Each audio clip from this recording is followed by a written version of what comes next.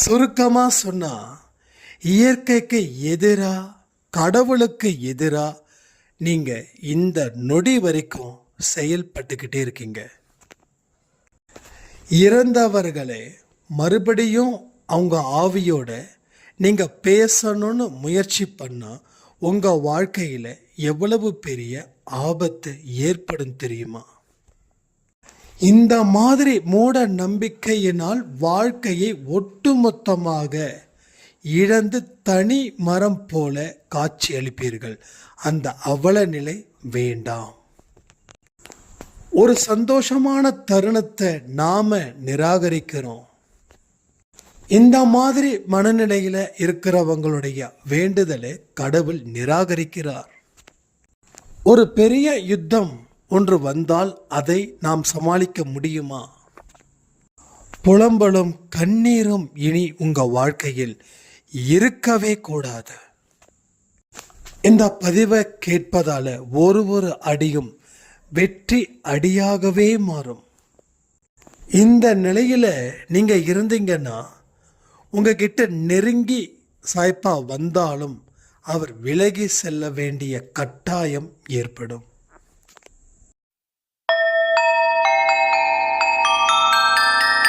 ஓம் சாயிரா சாயிரா, ஓம் சாயிரா சாயிரா, ஓம் சாயிரா சாயிரா, அன்பே சாயிரா, பேரன்பே சாயிரா, அகிலம் தளிக்க ஆத்மா விழிக்க அனுதினம் சாயிரா, எங்கள் அன்பே சாயிரா.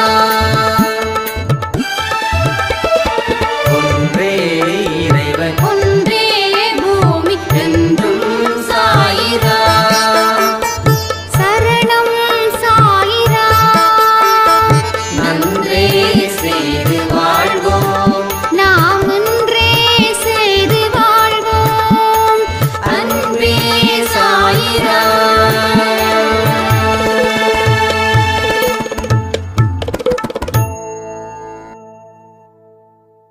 சாயிரா. என் உயிரின் உயிரானவர்களே, சாயப்பா வைத்திருக்கக்கூடிய சோதனைகளில் இருந்து நீங்க மீளணும் அப்படின்றது தான் இந்த பதிவுடைய நோக்கம். வாழ்க்கையில் மேடு பள்ளத்தை தாண்டி தான் நாம வெற்றி பெற முடியும். எல்லாமே ஈஸியாக கிடைச்சிடாது. ஈஸியாக கிடைச்சா அது நிலைச்சி நிற்காது. வாழ்க்கையில் அணுவா கஷ்டப்படணும். சில பேர் அணுவா ரசிக்கணும்னு சொல்லுவாங்க. அணுவா கஷ்டப்பட்டா ஒரு நிரந்தரமான விடுதலை கர்மாக்களில் இருந்து உங்களுக்கு உடனே கிடைச்சிடும்.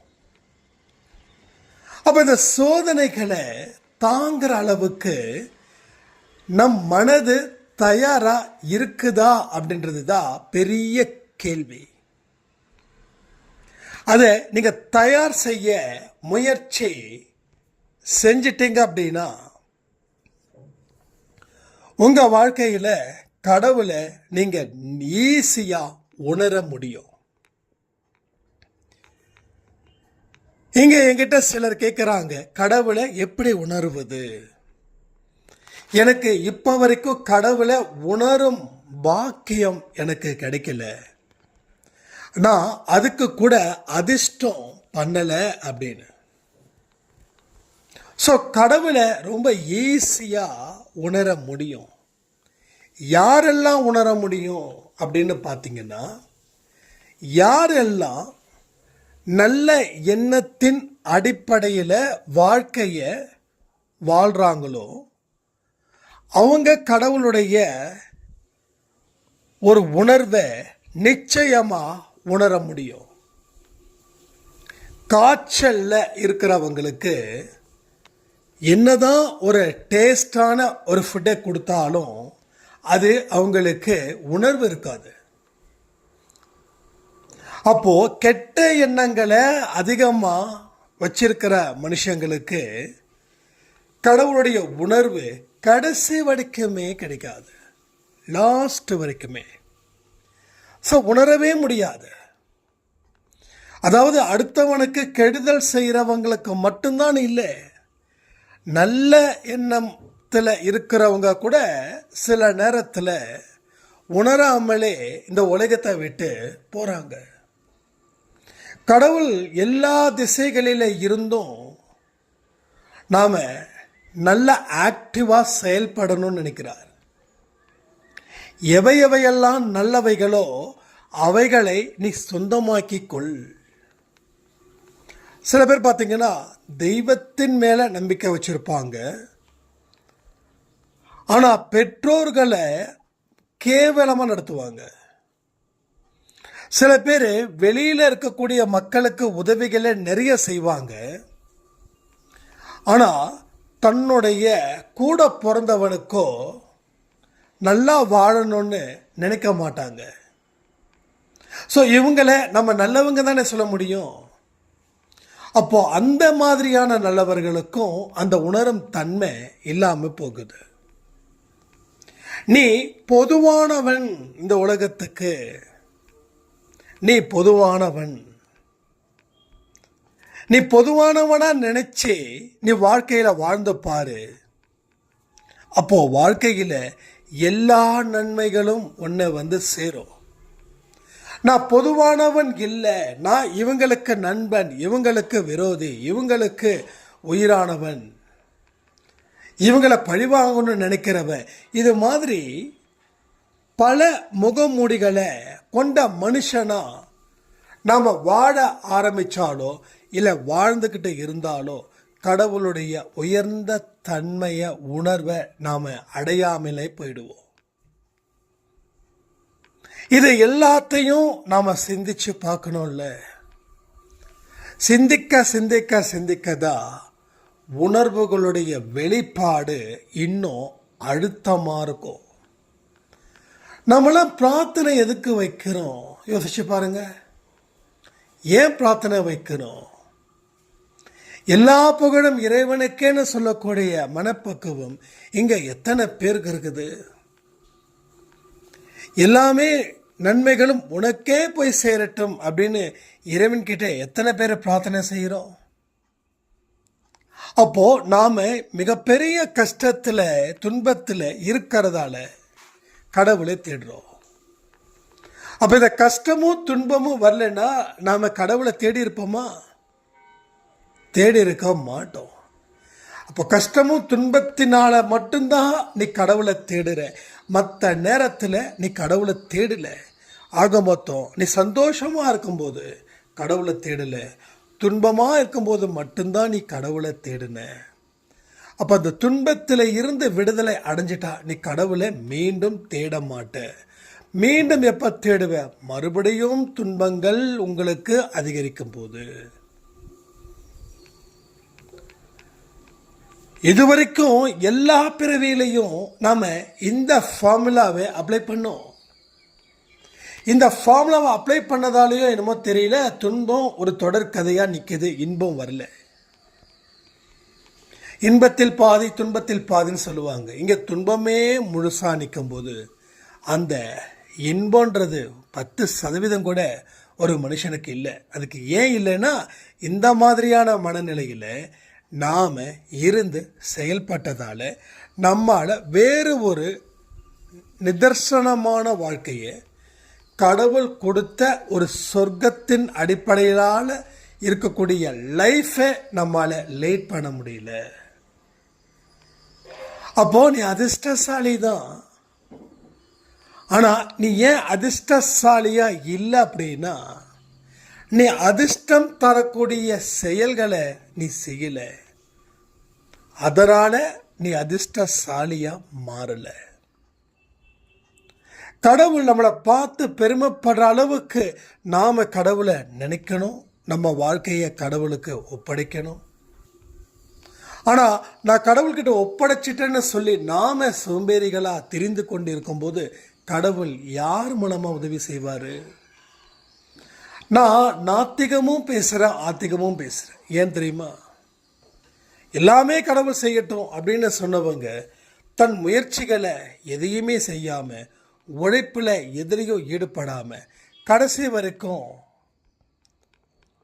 கஷ்டப்பட்டு துன்பப்பட்டு வாழ்ந்தாங்க. இந்த இடத்துல நாத்திகனாக இருந்து நீங்கள் செயல்படும் போது ஒரு ஆழ்ந்த நம்பிக்கையை உங்கள் வாழ்க்கையில் வைத்து எந்த சவாலையும் என்னால் எதிர்கொள்ள முடியும்னு அறிவை பயன்படுத்தி உழைப்பே உயர்வு அந்த ஒரு சித்தாந்தத்தை, அந்த சிந்தனையை மனதுக்குள்ளே ஏற்படுத்தி நாம் வாழ்க்கையில் வாழ்ந்து பார்க்கணும். ஒரு சாய்ராம் சொல்லியிருந்தாங்க, என்னுடைய அப்பா இறந்து போயிட்டாங்க, என் வாழ்க்கை ரொம்ப கஷ்டமாக இருக்குது, நான் குறி கேட்கலான்னு போனேங்க சாய்ராம் அப்படின்னாங்க. அதாவது ரொம்ப நாளாக அன்பேசா ஆடியோ கேட்கல, அதுக்கு அவங்க அந்த அர்த்தத்தை சொன்னாங்க, அந்த மீனிங் சொன்னாங்க. நான் உங்களுக்கு ஆன்சர் பண்ணல, நான் இங்கே ஆன்சர் பண்ணிடுறேன். இயற்கைக்கு மாறா, இயற்கைக்கு எதிராக எந்த ஒரு வேலையை செஞ்சாலும் அது உங்களை பழி வாங்கிடும். புரிஞ்சுக்கோங்க, இதை ஆழமாக எச்சரிக்கிறேன். இறந்தவங்களுடைய ஆன்மா கூட கனெக்ட் ஆகி அவங்க பேசக்கூடிய பேச்சுக்களை நம்பி நீங்கள் களத்தில் இறங்குனீங்க அப்படின்னா டெஃபினெட்லி நீங்கள் மிகப்பெரிய ஒரு ஆபத்தை சந்திச்சே ஆகணும். இதுவரைக்கும் யாராவது அப்படி செஞ்சீங்க போனீங்க வந்தீங்கன்னா கடவுள்கிட்ட தயவு செய்து மன்னிப்பை கேட்கறத தாண்டி வேற எதுவுமே இல்லை. அது நல்லா புரிஞ்சுக்கோங்க. ஏன்னா இயற்கைக்கு எதிராக புரிஞ்சுக்கணும், இயற்கைக்கு எதிராக இறந்தவங்களுடைய ஆன்மான்றது அவங்க ஆன்மா என்னைக்கும் சாந்தி அடையணும் அப்படின்னாவே அடுத்த ஜென்மத்தில் அவங்களுடைய குழப்பங்கள் தீரணும்னு அர்த்தம். சரியா? ஏன்னா எந்த ஒரு ஆன்மாவும் சாந்தி அடைகிறது இல்லை. பாவங்கள் செய்யாத ஆன்மா சாந்தி அடையுது. பாவங்கள் செய்த ஆன்மா மறுபிறவி எடுக்குது. இப்போ பாவங்கள் செய்யாதவர்களுடைய ஆன்மா தான் சாந்தி அடையுது. நாம் பேருக்காக சொல்லுறோம் ஆன்மா சாந்தி அடைய வாழ்த்துக்கள். ஸோ மறுபிறவி எடுக்குது. நல்லா புரிஞ்சுக்கோங்க. அப்போது இறந்தவங்களை அவங்கக்கிட்ட குறி கேட்கறதுன்றது ஏடாகுலமாக போயிடும். ஏன்னா அவர்கள் வேறு ஒரு ஜென்மத்தில் எடுத்து வேறு ஒரு உடலில் வேறு ஒரு உறவுகளோட அவர்கள் இணைந்து வாழ்க்கையை வாழ்ந்து கொண்டிருப்பார்கள். அப்போ அவங்களுடைய ஆன்மாவை நீங்கள் டிஸ்டர்ப் பண்ணிக்கிட்டே இருந்தீங்கன்னா அது சரியான விஷயத்தை எந்த இடத்துலையும் சொல்லாது. அது ஏதாவது ஒன்று சொல்லிடும். உங்களை யாராவது டிஸ்டர்ப் பண்ணிகிட்டே இருக்காங்க, அவங்க கிட்டேருந்து நீங்கள் என்ன பண்ணுவீங்கன்னா ஒரு கோபத்தில் ஒரு வார்த்தையை சொல்லிட்டு போயிடுவீங்க. அது அவங்க அதை எடுத்துக்கிட்டாங்க அப்படின்னா அவங்களுக்கு அது ஆபத்தில் முடியும். அதே போல தான் இறந்தவர்களுடைய ஆன்மாவிடம் குறி கேட்பதோ அதை பண்ணுவதோ இதை பண்ணுவதோ கூடாது. ஸோ அது இயற்கைக்கு எதிரானது. அப்போது இந்த மாதிரியான மூட நம்பிக்கை உங்கள் வாழ்க்கையில் மேலும் மேலும் ஆபத்தை, மேலும் மேலும் சித்திரவதையை ஏற்படுத்தக்கூடும். உங்கள் வாழ்க்கை உங்கள் கையில் இருக்குது, அதை புரிஞ்சுக்கோங்க. உயிரோடு அப்பா இருக்கும்போது உயிரோடு அம்மா இருக்கும்போது உங்கள் வாழ்க்கை மாறல. அவங்க சொல்லக்கூடிய வார்த்தைகளை நீங்கள் கேட்கல. இப்போ அவங்க இறந்ததுக்கு அப்புறம் அவங்க என்ன சொல்ல போகிறாங்கன்னு கேட்குறீங்க. ஏன் இந்த பயம்? நமக்கு என்னைக்காவது ஒரு விஷயத்தை புரிஞ்சுக்கிறோமா? உயிரோடு இருக்கும்போதே கேட்கல, இப்போ குறி சொல்லி அங்கே போய் கேட்டு என்ன பண்ண போகிறோம்? சரி, அவங்க சொல்லக்கூடிய விஷயங்கள் அப்படியே நடந்திருக்கா? அப்படி நடந்திருந்தா இங்கே எத்தனையோ பேர் குறி கேட்டிருக்காங்க. அவங்க வாழ்க்கை இந்நேரம் பாலாரும் தேனாரும் இல்லை போகணும் இல்லையே. நல்லா பாருங்கள், இந்த மாதிரியான பீப்புள்ஸ் வாழ்க்கையில் கஷ்டம் மேலே கஷ்டத்தை அனுபவிப்பாங்க. நான் உங்களை பயப்படுத்துகிறேன்னு சொல்லலை, உண்மையை சொல்கிறேன். அதுக்கு நீங்கள் பயப்பட தான் செய்யணும். ஏன்னா திரும்ப திரும்ப இந்த மாதிரி ஒரு விஷயத்தை செஞ்சுக்கிட்டே இருந்தீங்கன்னா லாஸ் ஆகிறது உங்கள் வாழ்க்கை, உங்கள் மனசு, உங்கள் புத்தி எல்லாமே கொலாப்ஸ் ஆகிடும். எல்லாமே கொலாப்ஸ் ஆகிடும். நான் நிறைய பேரை பார்த்துருக்கேன். இந்த மாதிரியான பீப்புள்ஸ் ரொம்ப எமோஷ்னலாக இருப்பாங்க. ரெண்டாவது ரொம்ப வீக்காக இருப்பாங்க. மூணாவது அவமானத்தாலையும் தோல்வியாலையும் துன்பத்தினாலையும் தொடர்ந்து செயல்பட்டு இருக்க வாழ்க்கையே வெறுத்து போய் தன்னந்தனியாக பேசிக்கொள்ளும் மனிதர்களாக கூட இருப்பார்கள். இதை உங்கள் சொந்த பந்தத்தங்ககிட்டே நீங்கள் பார்க்கலாம். கொஞ்சம் நீங்கள் தப்பிச்சுக்கோங்க, தயவுசெய்து தப்பிச்சுக்கோங்க. யாராலையும் எந்த மனுஷனாலையும் எதனாலையும் உங்கள் வாழ்க்கையை மாற்ற முடியாது. நீங்கள் முயற்சி பண்ணாத வரைக்கும், நீங்கள் விரும்பாத வரைக்கும் யாராலையும் எதையுமே செய்ய முடியாதுங்க. நான் இவ்வளோ ஆடியோ கொடுக்குறேன், உங்கள் வாழ்க்கையை மாற்ற முடியுதா சொல்லுங்கள்? இவ்வளவு தடவை நீங்கள் சாமியை கும்பிட்றீங்க, உங்கள் வாழ்க்கையை கடவுள் மாத்துறாரா சொல்லுங்கள்? அப்போ அதை தாண்டின ஒரு விஷயம் இருக்கு. அந்த விஷயம்தான் நீங்கள் விரும்பாமல் எதுவுமே நடக்காது.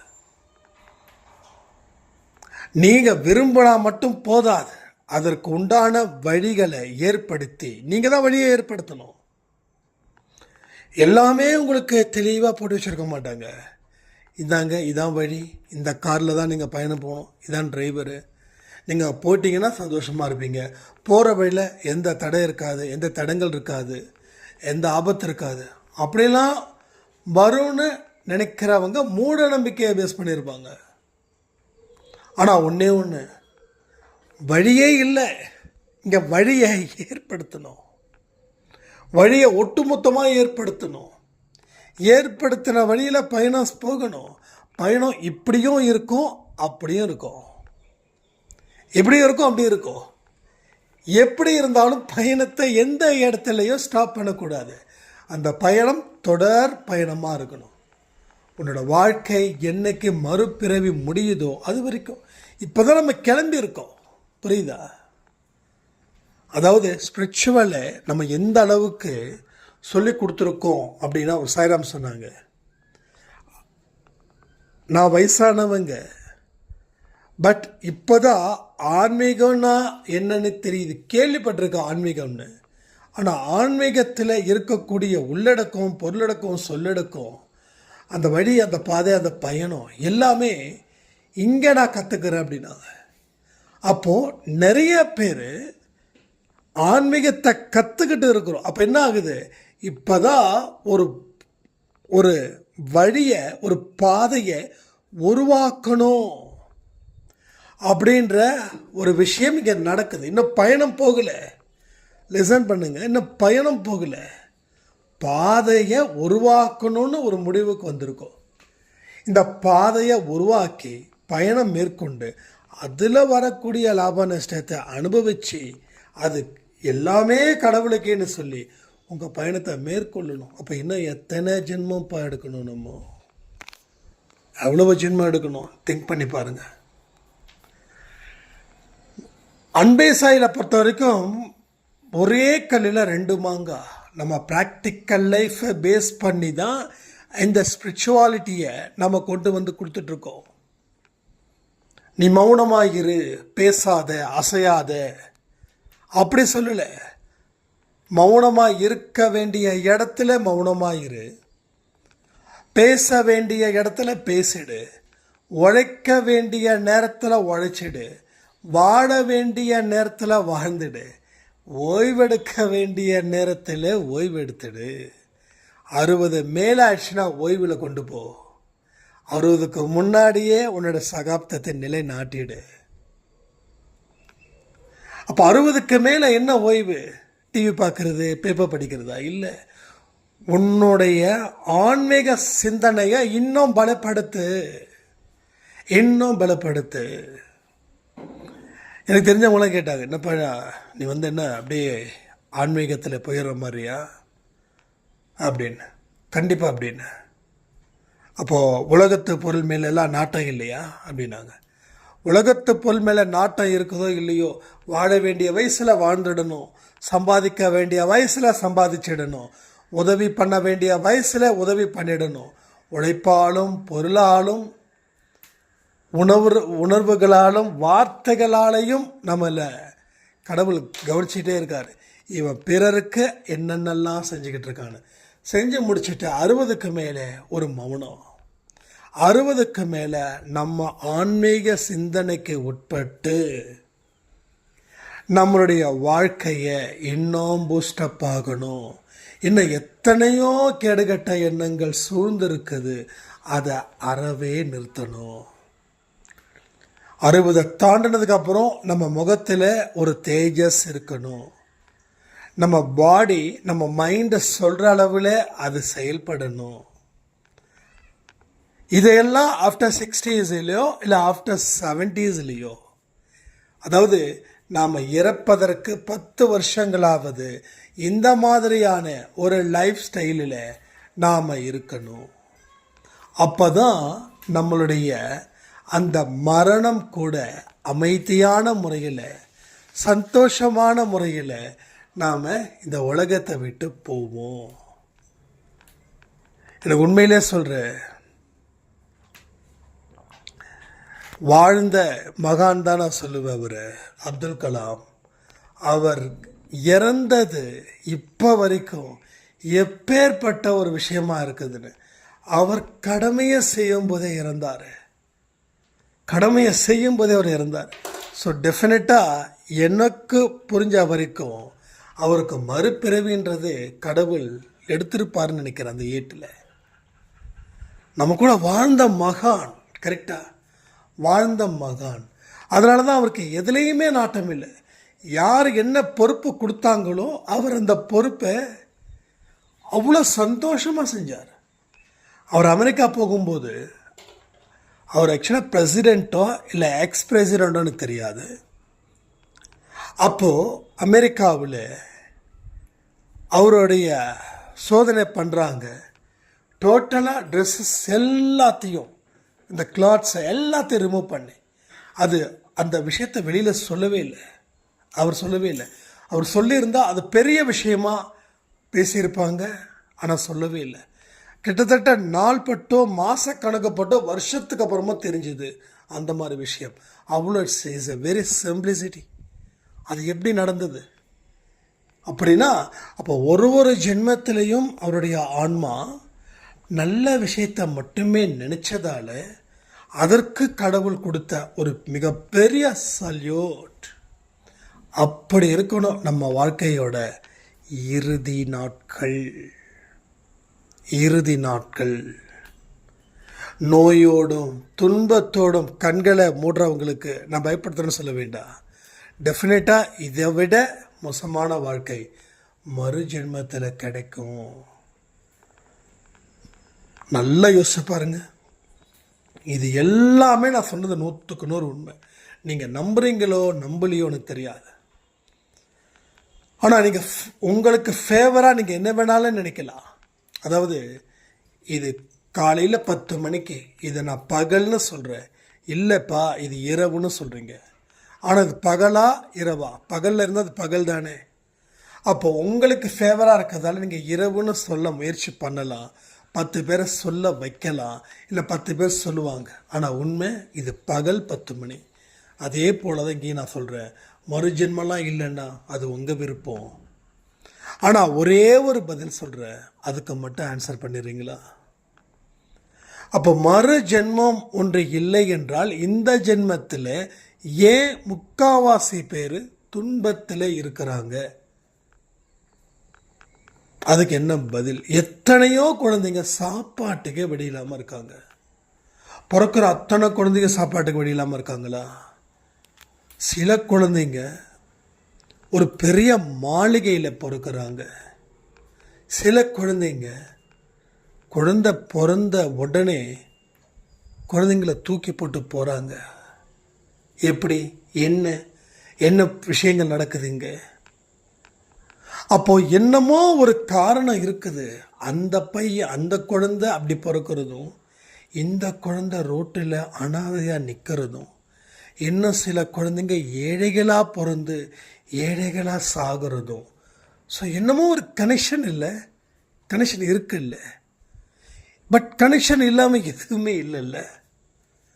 ஸோ அதுதான். அப்போ மறு ஜென்மத்துக்கு ஒரு விஷயம் இங்கே நடக்குது, அது இல்லைன்னு சொல்லிட முடியாது. இந்த துன்பத்தில் இருக்கிறவங்க எல்லாரும் இந்த ஜென்மத்தில் யாரெல்லாம் நான் துன்பப்பட்டு இருக்கேங்க, நான் துன்பப்பட்டு இருக்கேன்.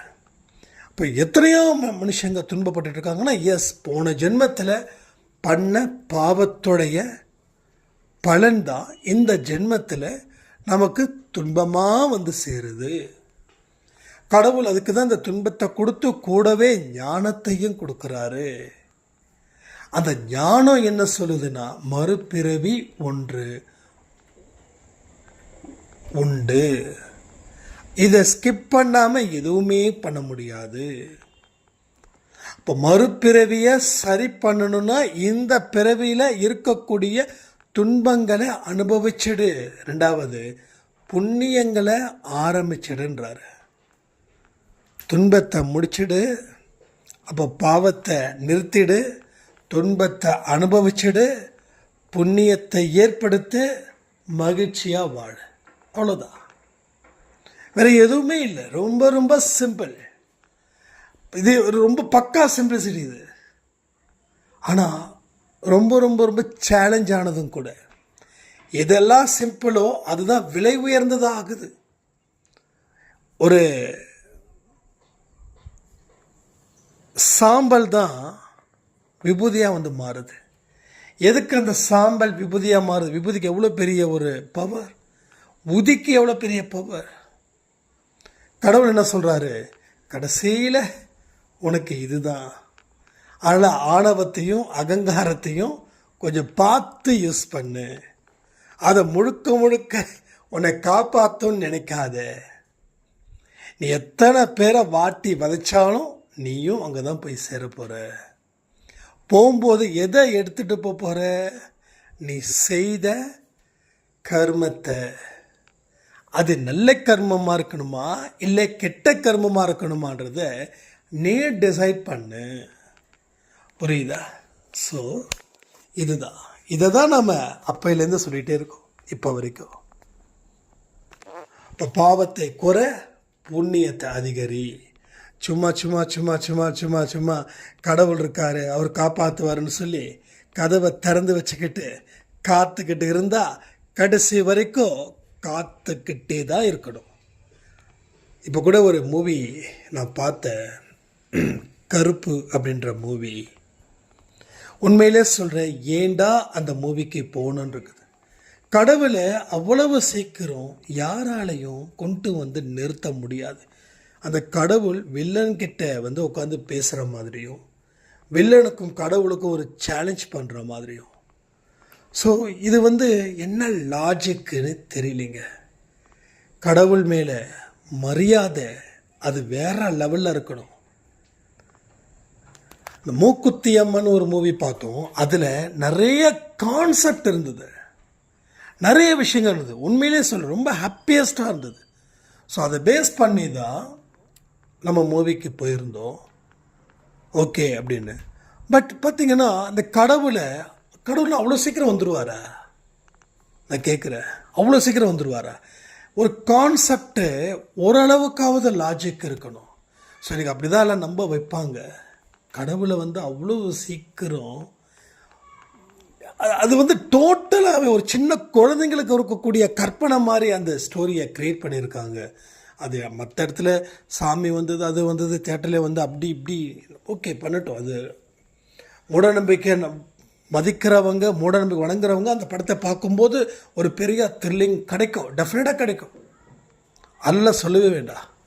பட் அதில் இருக்கக்கூடிய விஷயங்கள் என்ன அப்படின்னா, கடவுளே அந்த கருப்பு சாமியாக இருக்கட்டும், முனீஸ்வரனாக இருக்கட்டும், யாரும் அவ்வளவு சீக்கிரம் வெளியில் வரவே மாட்டாங்க. உணர்வுகளுடைய வெளிப்பாடு தான் அவர்கள்.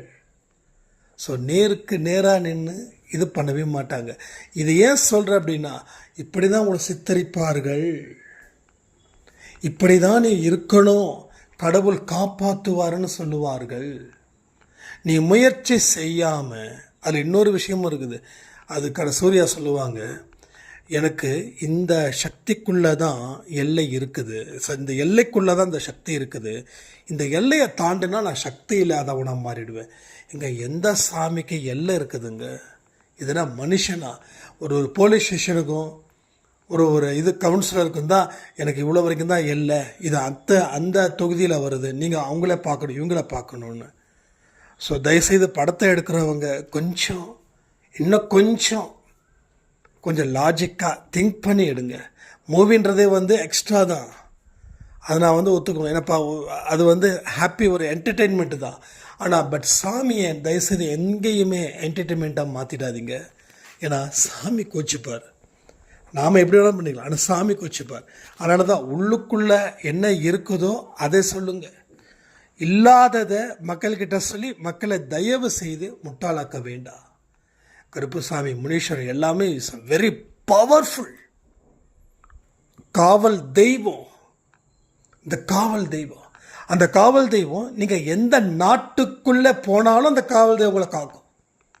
சாமியெல்லாம் சாதாரணமானது இல்லைங்க. நம்ம சாமியெல்லாம் எந்த சாமியாக இருக்கட்டும், நம்ம என்னதான் நம்ம குலதெய்வத்தை கோயிலுக்கு நம்ம போகலை அப்படின்னாலும் அந்த குலதெய்வம் நம்மளை காவல் காக்கும். புரிஞ்சுக்கும். நம்ம குலதெய்வ சாமியோட பேரை சொல்லி, ஓகேங்களா, பேர் சொல்லுங்கள், அந்த சாமியோட பேரை சொல்லி என்னை காப்பாற்றுங்கள் சொல்லுங்கள், கமெண்ட்டில் கமெண்ட் பண்ணுங்கள். ஸோ எல்லா கடவுளும் it's very very very powerful. அவங்களுக்கு இந்த லிமிட்டே கிடையாது. அவங்க எல்லா இடத்துலையும் நிறைந்திருக்கக்கூடியவர்கள் தான். ஸோ மக்களை மேலும் மேலும் மூட நம்பிக்கையில் வளர்த்து குளிர்காய்ந்து வேண்டாம். இனிமேலாவது சொல்கிறேன், அறிவை பயன்படுத்துங்க. அறிவை பயன்படுத்தினாதான் கடவுளுடைய உணர்வு நிலையை நம்ம அடைய முடியும்னு சொல்லி இந்த பதிவை நான் முடிக்கிறேன். ஜெய் சாய்ராம்.